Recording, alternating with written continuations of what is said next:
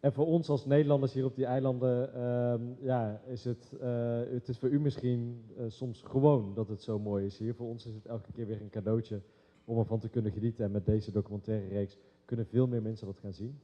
Maar ik denk ook erg belangrijk, omdat, en daar hadden de minister-president en ik het net ook al over, we weten natuurlijk dat klimaatverandering ons bedreigt, onze natuur bedreigt. En als de natuur wordt bedreigd, wordt ook de bescherming van Aruba bedreigd. Dus ik hoop ook dat deze documentaire en de film nog meer mensen aanzet tot nadenken over wat ze kunnen doen om eraan bij te dragen om die prachtige biodiversiteit te beschermen.